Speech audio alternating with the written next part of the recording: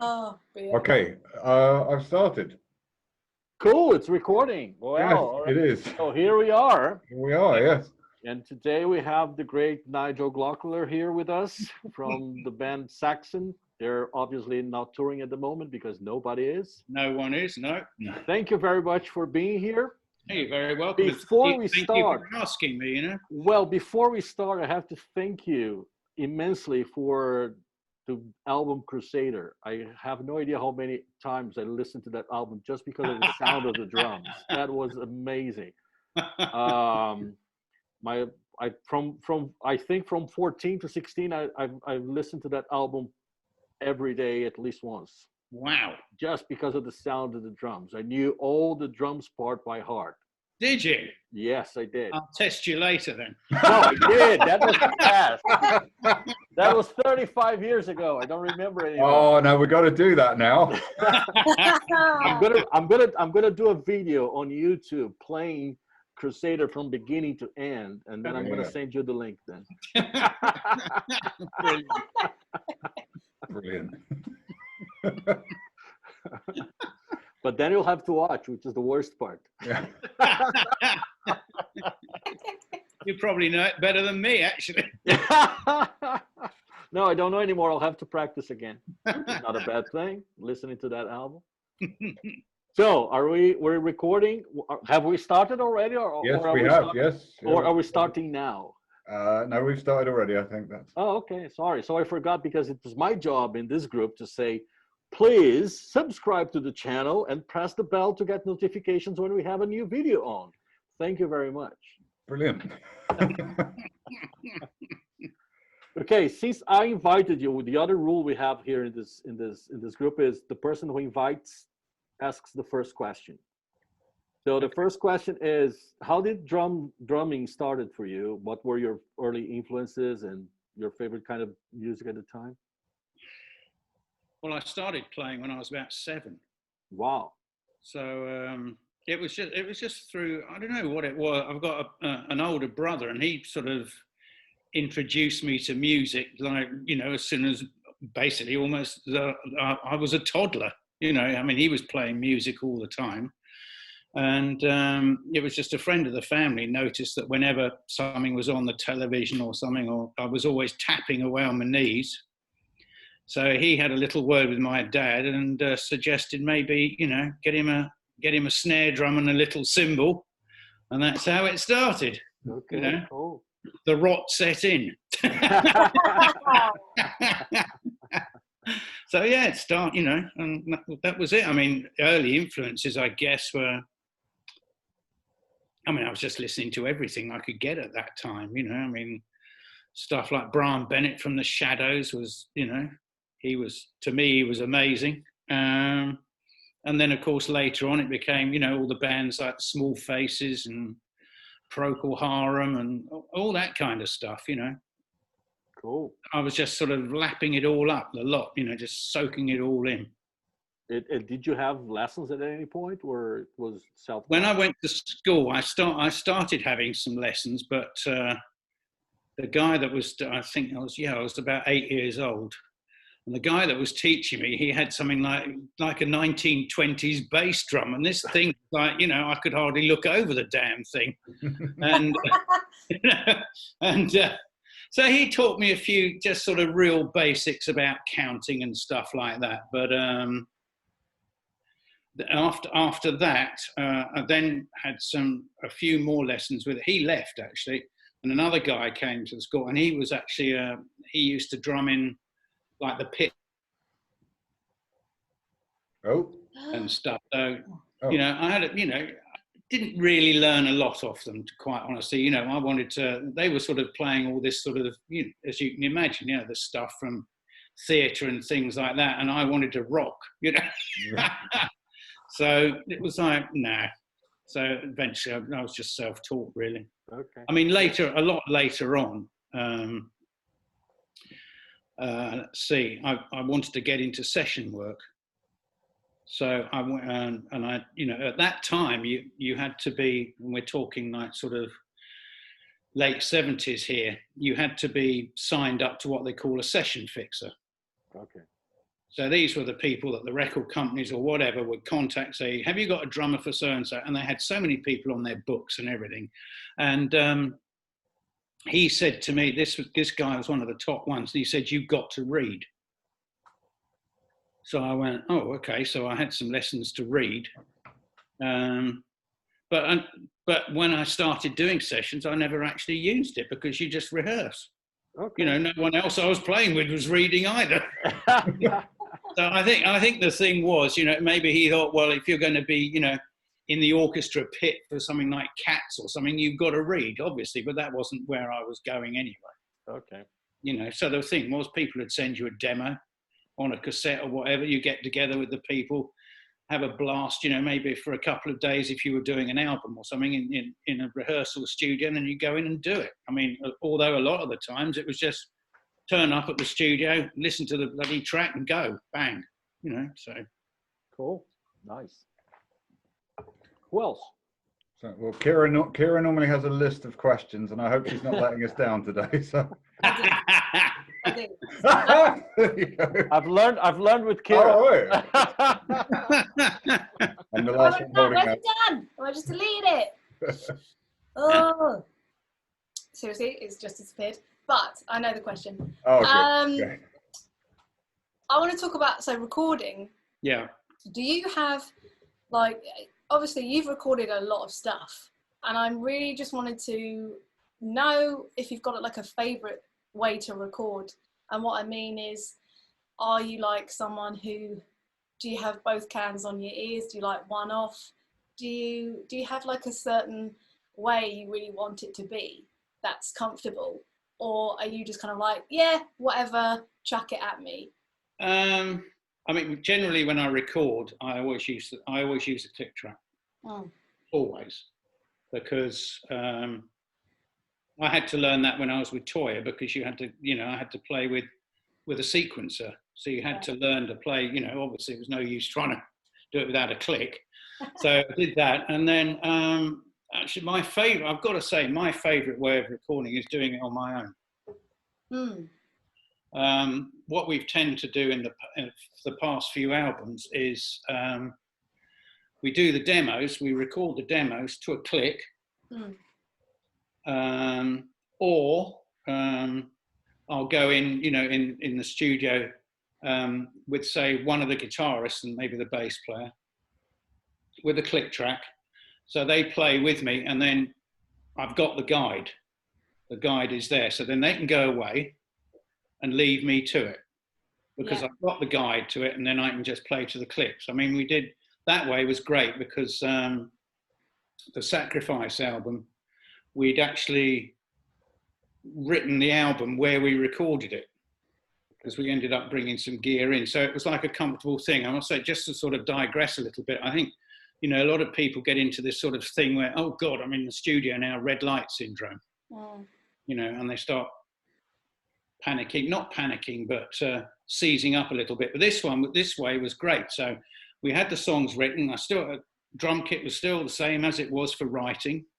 We'd been in there for a few weeks and started recording. I did that album. I nailed that album in, I think it was 2.5 days. Cool. Yeah. Wow. But that was because it was comfortable. Yeah. You know, that was like a new, whereas if we uproot and go to a studio, you know, and then you've got all the mics put up, although I had mics around me anyway, but it's like you have all this and you're in another environment. It's like a new thing. So that was, you know, that would take longer. And the other thing I've got to say that I prefer doing it on my own, because I can go for it. I haven't got to worry about me screwing up or someone else screwing up. Yeah. Because I think, you know, here's an example. Okay, you start recording a track, and you're playing through it, and you're doing a great take. And obviously, you know, maybe the producer's going to say, well, we're just going to keep the drums anyway. And I'm really going for it. And someone screws up, so you stop. So then you start again. Maybe I screw up a second time. Yeah. So you stop again. And then I sort of, in my head, I'm getting this thing, oh God, I'm really pissing people off because I'm sort of taking so long to do this. Yeah. So you get to a point where I've just got to get through this track and finish it.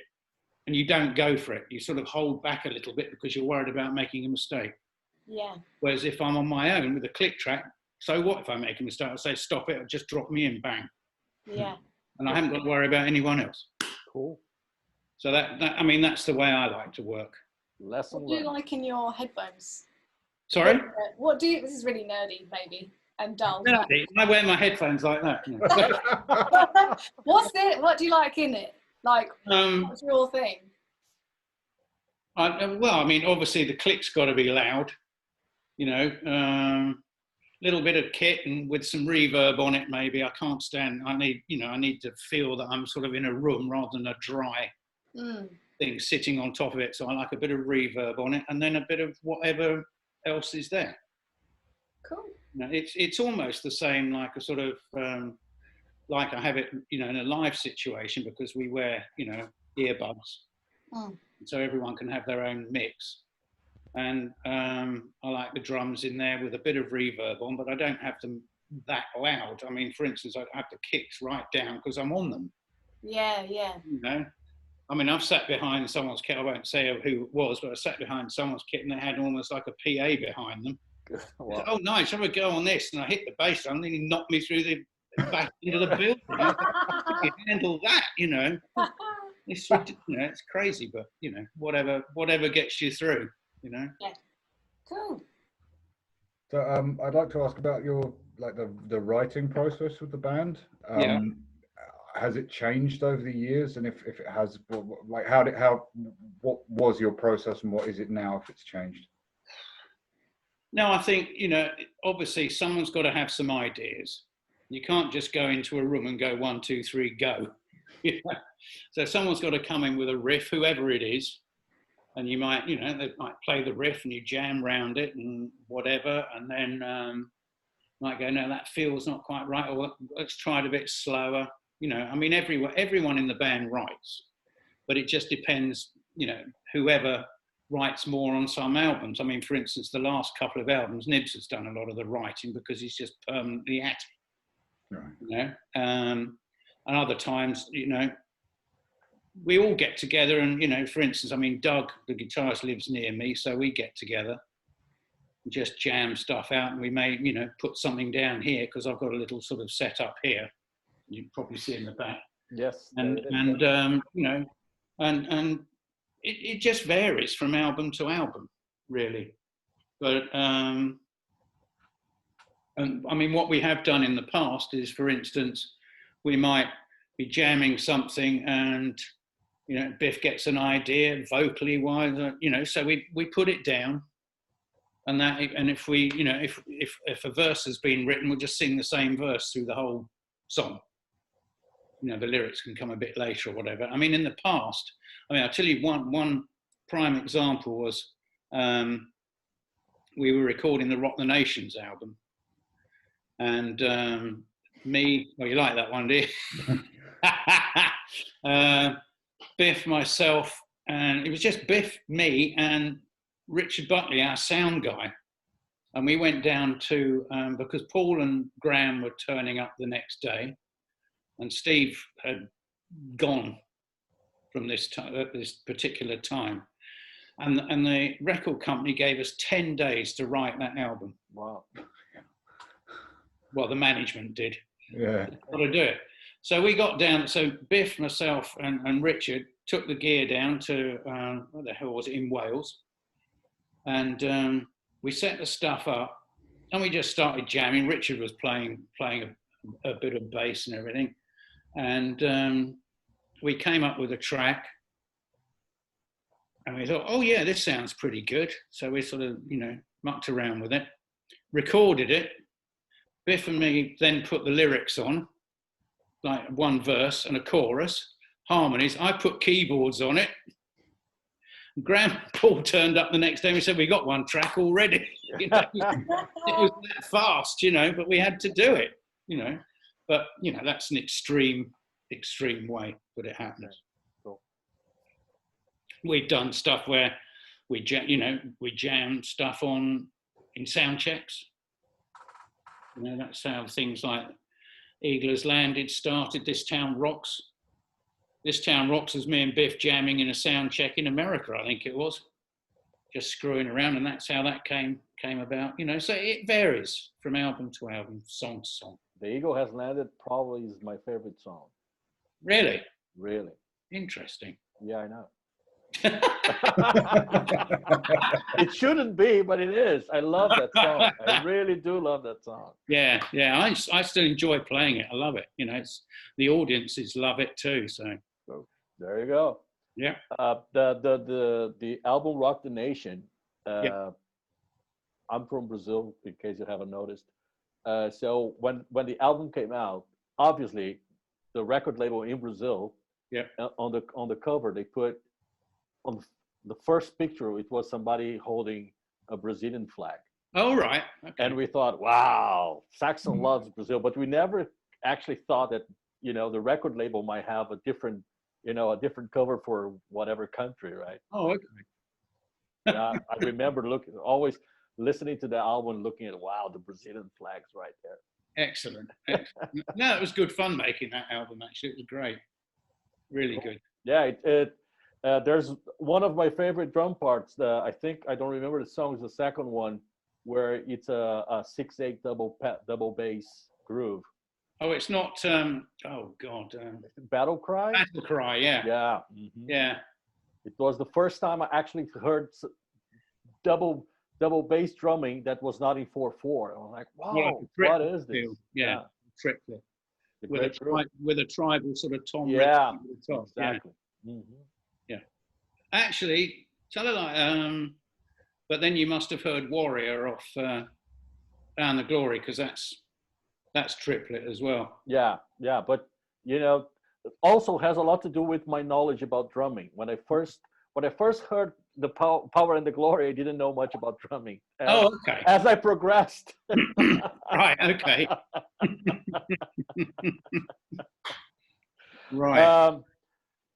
Well, I had a question, but Mark asked it, so I have to find another one. Oh, sorry. So Power and the Glory was your first album with Saxon, right? First studio album. Yeah, first studio album. Yeah. And I mean, the Eagle Has Landed Part 1 was the first. Yeah. I mean, they told me I'd only been in the band a week and said, oh, by the way, we're recording in 2 weeks' time. I went, what? So for that album, was it for the Power and the Glory, it was already written when you got on the studio, or it was the same process? No, I was involved a lot in the writing of that. Okay, cool. Yeah, that was my, and you know, that was, as I've said before, that was my big test, because I know how much loved Pete Gill had been.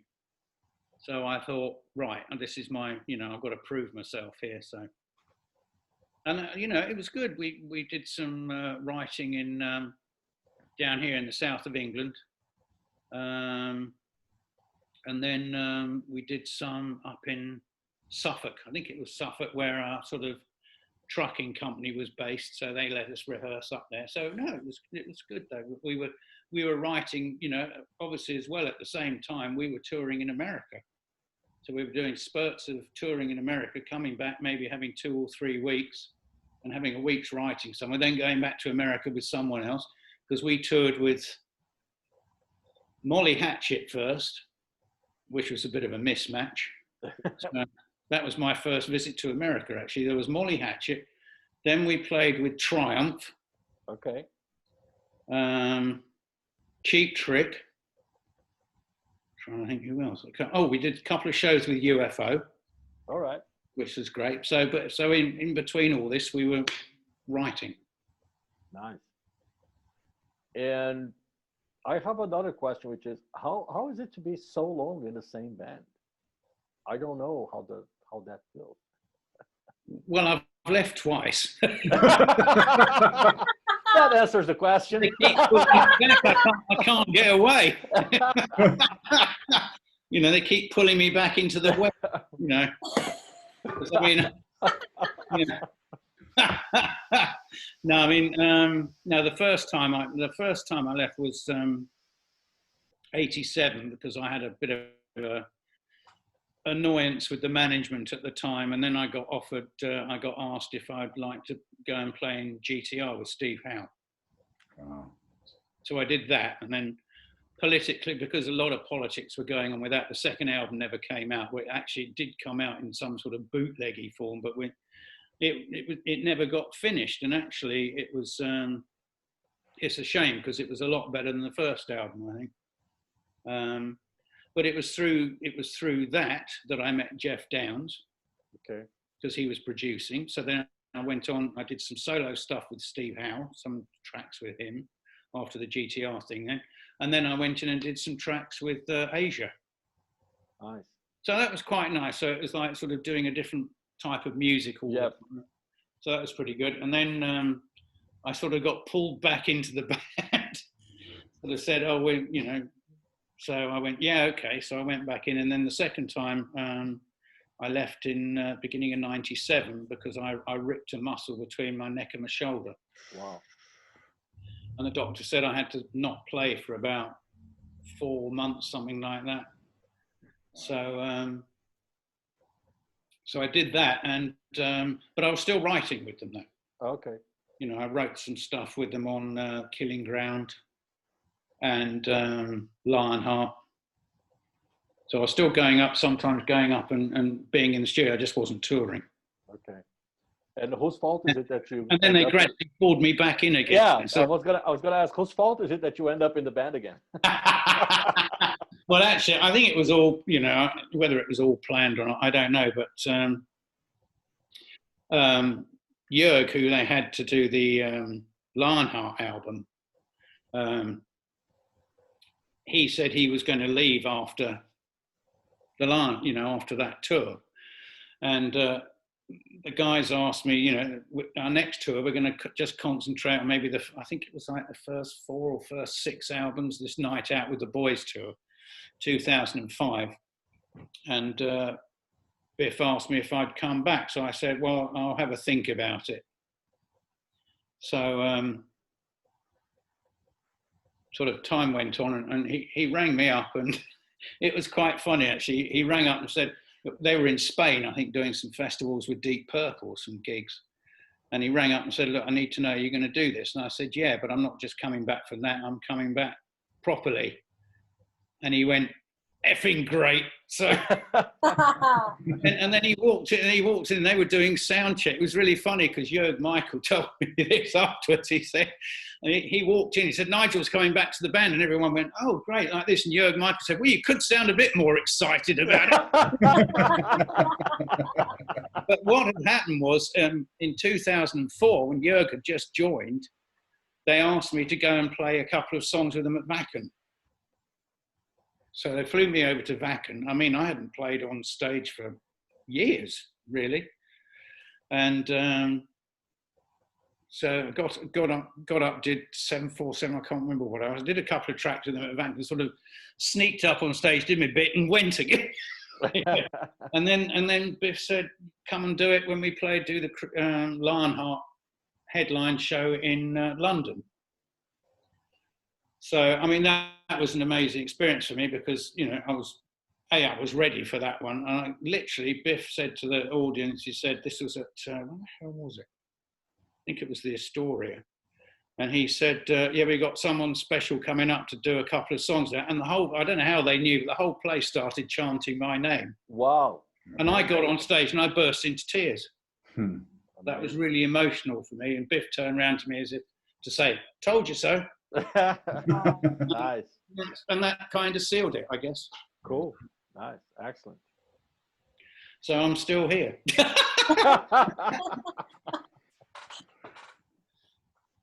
Okay, I'll stop being a fan and I'll allow you to ask other questions, guys.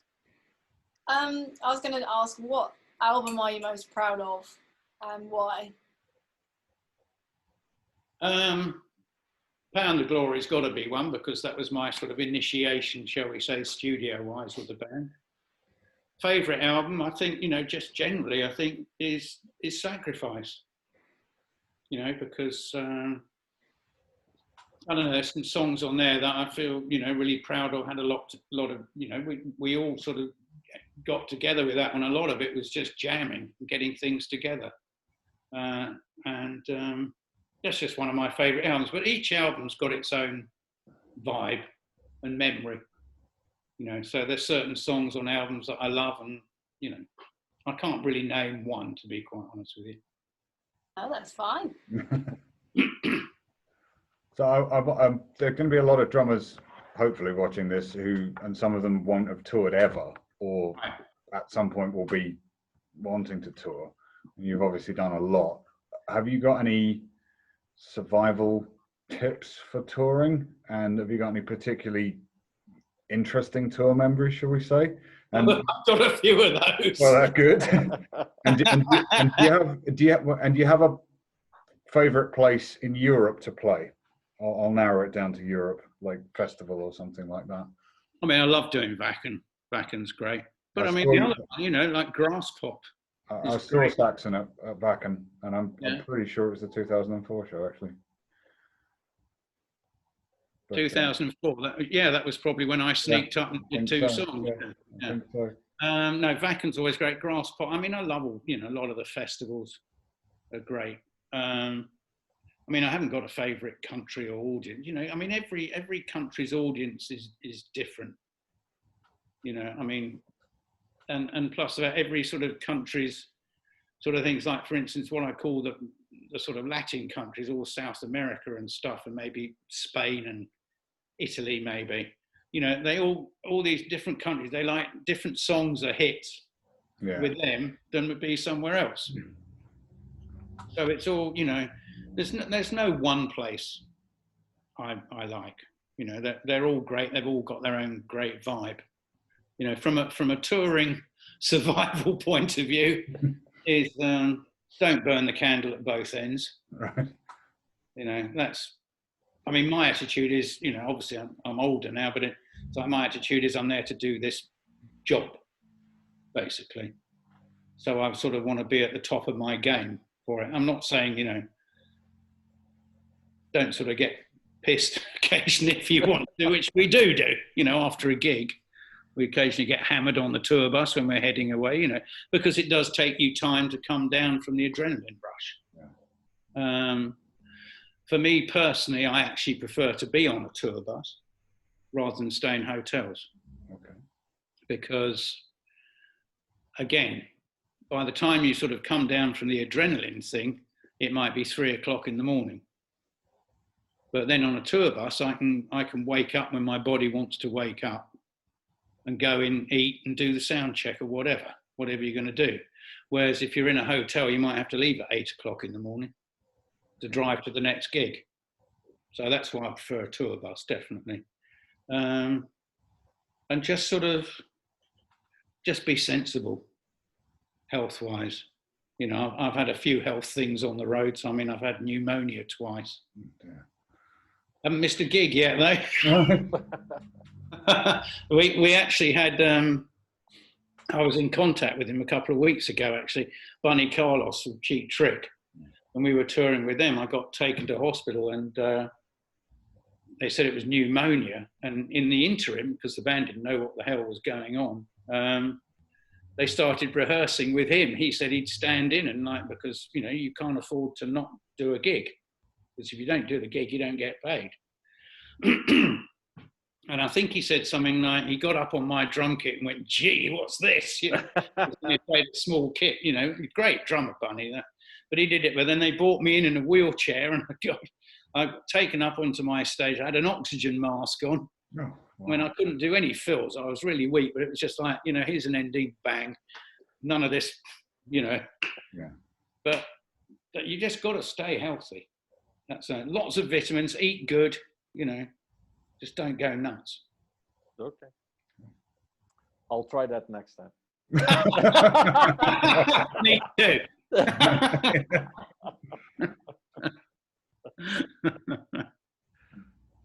Talking about health issues, in 2014 you had some serious health issues. Yeah.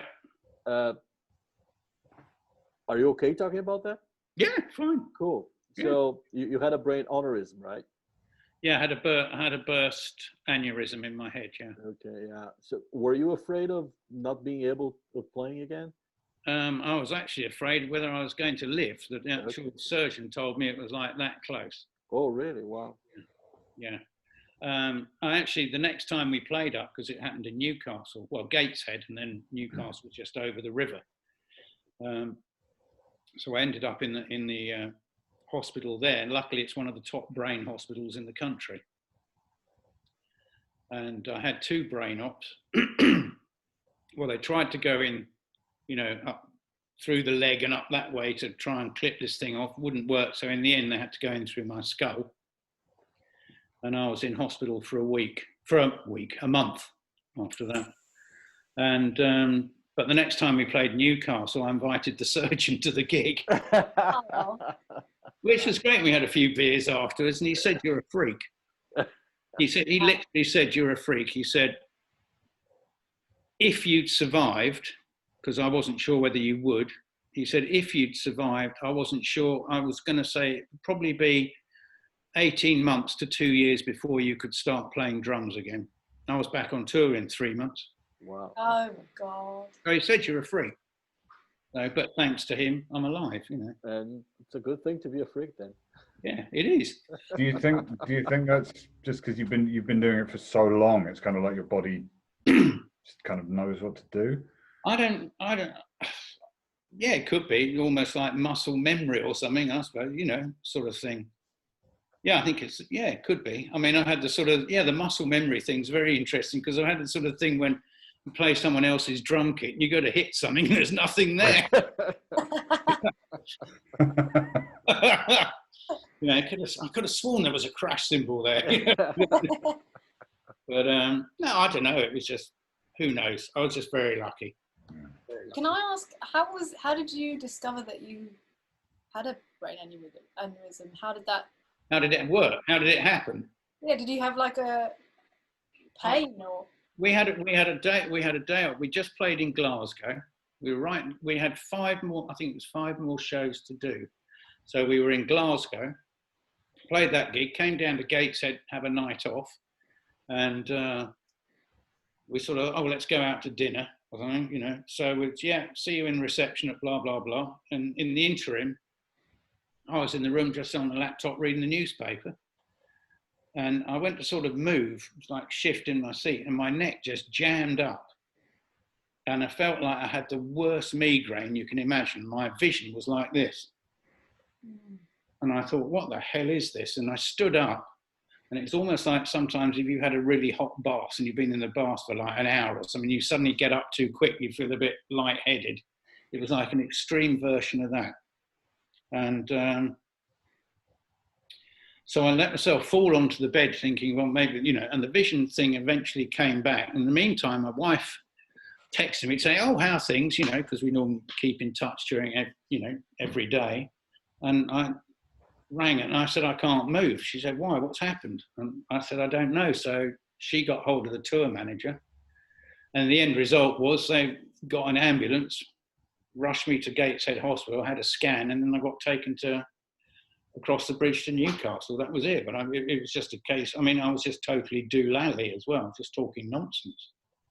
I mean, the crazy thing was actually after the operation, I was in the intensive care area of the hospital, and according to people, like one day I was like, where the hell's going on? I need to get the sound check, and ripped all the cannulas out. Yeah, and I have no recollection of this at all. Yeah, and then, you know, it sort of almost had to bolt the door to stop me leaving.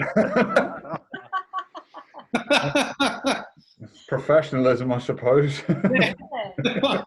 So it's like, where's the band? And my wife was saying, no, that the tour's stopped now, and it's not happening. I said, yeah, but I've got to get sound check. And I don't remember a thing about it. Huh. Hey ho. Well, so go sort of back to the drumming side of things. Are there any kind of sort of more modern metal drummers that you're particularly following, or that you like, or are influenced by nowadays? I mean, I just soak stuff up now anyway, just whatever. I mean, it's funny enough. I mean, I've just bought a Joe Bonamassa album, Okay. because I just love. There's a track on there. I think it's a live album. There's a track on there called India. It's just a bit of lovely solo guitar stuff on it. It goes into another track. I can't remember what it's called, but I don't really sort of listen to someone specifically. I suppose. Someone who's become a good friend, who I admire his playing a lot, is Craig Blundell. Yeah. And he's a great player, and we're like good mates. I went down and saw him play with Steve Hackett last year in Brighton, and then we both thought we were talking and everything, and I knew he was going to the NAMM show in Anaheim about January, and I usually go. And I was doing a video thing, and I turned around and saw this figure out to the corner. He went, "Hello!" And it was like him. And he said, "Oh, I'm doing a clinic for Roland in a little bit." So I went over there, saw him. And no, he's great. He's brilliant. He's probably one of the most outstanding players at the moment for me. He's great, and he just makes it look so easy. Which really annoys me, you know. Oh, I hate these people. I hate these people. You can do all the rudiments and everything, and I'm just like, oh, great.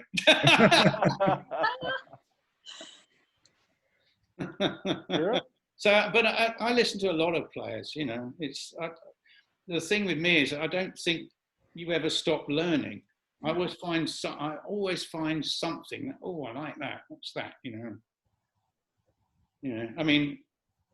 Again, until this sort of explosion that happened, was it this year? I think with the journey with Steve Smith and you know, a friend of mine is their production manager, and I was always in the States going to see Journey because I was living over in the States for 3 years, and in Texas, and whenever they played, I'd go and see them. And Steve Smith, oh man, his solo's just outrageous, and he's just so relaxed with it. Yeah. That's, you know, when I was doing so, I was like, ah! And he's just like, hey ho, you know, well, yeah, I'll have another brandy or whatever, you know. And I'm like, ah! Apparently, I find that amazing, you know. Apparently, it's not only his solos that are outrageous. Oh, yeah. No, it's great. Great player. There's a lot of drummers I love. Nico, I'm really good mates with Nico. He's a great player, you know. So there's a lot. There's the one thing I don't like, I must say at the moment, is a lot of stuff coming out, and they all seem to be using the same drum samples. Yes. Yeah. Now, oh, here's an album by so-and-so. Oh, here's an album, and it's like they sound the same. Yeah. I mean, I hate samples. I mean, I think, you know, producers have put samples on my kit, you know, and still do, but I hate it. Yeah. But hey ho, if that thinks it's what it works, then okay. But I don't like it. Yeah. You know, I mean, I always used to love Alex Van Halen's snare drum sound, you know. Great. And that was just raw. Well, it loses the individuality, doesn't it? If they're kind of using it does. A lot of it comes out on something. What's the label? Is it Frontiers or something? A lot of people come out, and all the drums sound the same. Yeah. You know, not the playing, just the sound, and I find that a bit frustrating. Sometimes the playing as well, because it seems to me that once a kind of style, it's more prominent than the others, a lot of drummers start doing that, and then you add that to the sampling sound being the same. Yeah, everything sounds the same. The sound of the drums, whatever the person's playing. Yeah. I mean, I was, you know, for me, luckily, I think I'm sort of not grown up, but sort of, you know, when I was really learning the stuff, when everything was like sort of so individual. You know, I mean, there's one guy, I don't know if you know of a band called PFM. No. Italian band. I mean, they're still going now. I mean, their drummer, Franz Gicoccia, I mean, he was the first drummer I'd heard that had all the little toms and everything. And I had a thing, I used to love Italian drummers. I don't know what it was. Italian drummers just did some, and I used to spend hours practicing with headphones on to PFM, you know, just because of half of it, because of the music, half of it because of his sound, you know, and his style of playing. But you know, I've said in other things, you know, a big influence on me was Bill Ward. Yes. You know, it was probably Bill Ward more than Bonham actually for me. You know, because I just Black Sabbath was the second ever proper gig I went to on the Masters of Reality tour. Wow. And I have never seen anyone slam a kit as hard as he did then. I was like, whoa, you know.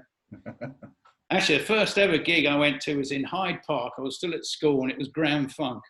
Okay, wow. Oh, cool. Open air when they were the three-piece. Yeah. Brilliant. Supported by Humble Pie. That's a good gig. You know, when Peter Frampton was still with them. Wow. Great. Brilliant. Yeah. So, as this is a sort of your special guest for Felipe, we're going to round up. We're going to wind up in a minute. But have you got another question you want to ask Felipe before we? No, I've heard everything that I want to hear. You know, not in a rush. It's up to you. Whatever you want. You know. There's like 3,000 million questions that I would like to ask. But Go ahead. Go on then. Let's not go there. So we normally wind up with a kind of a standard question that Kira's going to ask about sort of teaching and drum education. Maybe you want to put a slightly different spin on it today. I don't know. Go on then. I'll ask it anyway. Why not? So our question is normally, do you think there's anything missing from drum education today? So you can answer that, or you can tell us what you think about drum education.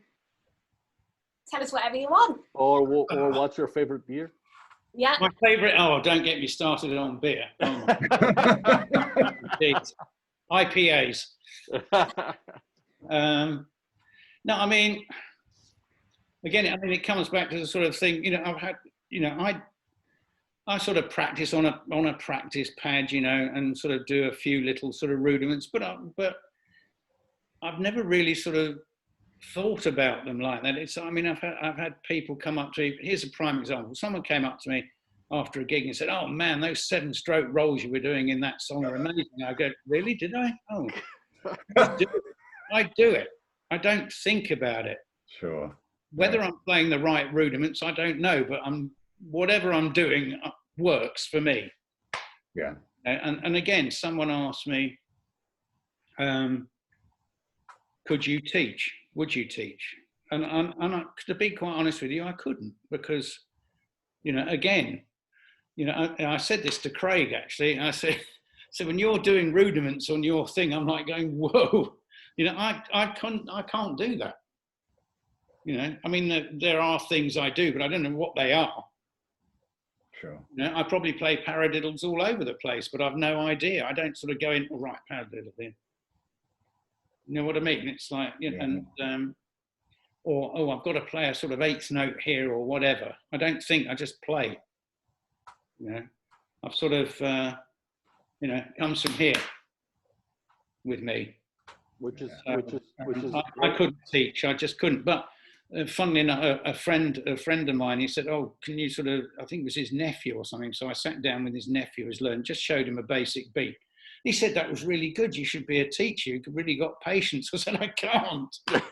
You know, he starts asking me things. You know, it's just like, this is why I would always be frightened about doing clinics. Yeah, I was going to ask you that. I mean, I have done some clinics, you know, actually only a couple. I mean, that was really nerve-wracking. This was back in '95, I think it was, when Premier had just come out with a Genister kit. And they asked me to, and Pasty asked me to do clinics with them. So I flew out to Frankfurt. And I had no idea what I was getting myself into. Oh, God. And so Mike Brooks, who was the Pasty rep, picked me up at the airport. He said, "Oh, just dump your bags in the hotel. We're going out to dinner." The next thing I know, I'm sitting opposite the guy. I can't remember his name. The guy was from the Yellow Jackets. Oh, William Kennedy. Yeah, Will Kennedy. Brilliant. Best joke teller ever. I'm sitting with him, Terry Bozzio, Bill Bruford, And then Billy Cobham joins us. I'm like, oh my God. You know, because Billy Cobham, I mean, I was a big Fusion fan.